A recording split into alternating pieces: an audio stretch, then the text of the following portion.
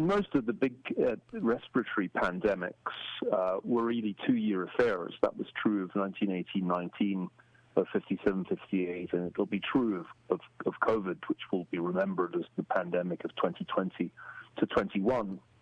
And when you do that comparison, it kind of works out pretty clearly. 1918-19 was far, far worse. Covered a similar time frame. Like our pandemic, it came in waves. But the total death numbers were far, far higher. I mean, if you look at the global mortality in 1918-19, it was nearly 40 million, which would translate into 160 million in our time, whereas we're currently looking at death toll of over 3 million. And if you look at 57-58, the global death toll was somewhere between 2 and 4 million if you scale to our population. So I think it's the much better point of comparison. And the problem was that a great many people last year, including someone with a very similar name to me, an epidemiologist called Niall Ferguson at Imperial College London. We're well aware. I felt bad for you. It was good that my parents gave me the Gaelic spelling, Niall, or I got an even more hate mail than usual. But the other Niall Ferguson basically talked last March like we were facing 1918-19. He said 2 million Americans, 2.2 million Americans would die if we didn't lock down. And I think that was wrong. And I said it was wrong at the time. I said, I don't think it's that bad. I don't think the virus is that deadly. And I think this is overkill. And it's interesting that the other day that same Niall Ferguson, Niall Ferguson, said in an interview that he was glad that the Chinese had done a drastic lockdown because that kind of gave Western countries permission to do the same. So we were kind of unwittingly copying what the Chinese Communist Party was doing. And I think that was a huge blunder. We should have been copying Taiwan, which got this right. But Taiwan was basically being ignored by the World Health Organization at that time. Taiwan, as far as they were concerned, didn't exist because they were so in hock to their friends in Beijing. So I do think the comparisons are valid. I think when we do the comparisons, we can see that we weren't facing a 1919 scenario. We were looking at something much closer to 57-58. And as older listeners will recall, in 1957-58, there were no lockdowns, no school closures, minimal increases in public spending, and the economy barely felt the pandemic. So I will offer you some of my theories, and I would like you to say what you think about them. As I always tell my guests, I'm completely comfortable with the guests disagreeing. I think that the closing of schools for as long as we have has been criminal. Your reaction? I agree.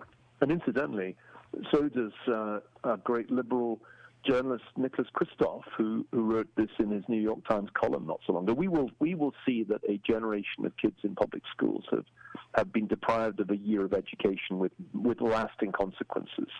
And I think it was a shocking abdication of responsibility by the teachers' union not to prioritize school reopening. Private schools reopened. It was very possible to reopen a school. And they were the ones who didn't really need to because the kids had laptops and iPads and could do distance learning. So we know it was possible to reopen schools. And I think it was indeed criminal and will have terrible consequences, not least for inequality in America, because our education system was doing a pretty poor job for poor kids already. But shutting them out of school for a year, this is going to have very, very negative consequences. So on that, we agree. Well, I'm glad, even though it's very painful, that subject. When you say we'll have consequences, I fully agree. Unfortunately, we will not have just consequences, as in justice. The teachers' unions and the teachers will pay no price. That's right. And indeed, they will continue to enjoy disproportionate power in American politics, not least in California. I'm beginning to think, Dennis, that the American Teachers Union is kind of where the National Union of Mine Workers were in Britain in the 1970s, an overmighty and malignant force that ultimately will have to be confronted, as Margaret Thatcher confronted the British trade unions. And until that happens, this country is going to have a kind of ball and chain around its leg, because how can we flourish as a nation if education is increasingly dysfunctional, if it's happening at all? And we haven't even spoken about the plague of wokeism. I mean, we didn't have just one plague in 2020 to 21. We had a plague of the mind as well, which is this lunatic ideology that masquerades under slogans like anti-racism, an ideology which is in fact deeply illiberal and hostile to American values. That plague has actually infected more people than COVID-19 and may well end up doing even more damage. Well, I didn't know you'd say that, but that's exactly what I have been saying. Back to the epidemic or pandemic. Overwhelmingly, I have followed this avidly and very seriously. Overwhelmingly, those who died of it were people who were within a year or two of death in any event. I know that sounds callous, but society has to make decisions based on who is being hurt. Children were not being hurt. That's right. 80% of people who died were people over the age of 65, and the further up you go the age ladder, the higher the mortality. The percentage of people who died of COVID in younger age groups was tiny. Right, and yet we lock down young people. That's part of this criminality that we're both referring to. So in that case, it's the teachers' unions and their disproportionate malevolent influence. What about the medical profession? Did it distinguish itself?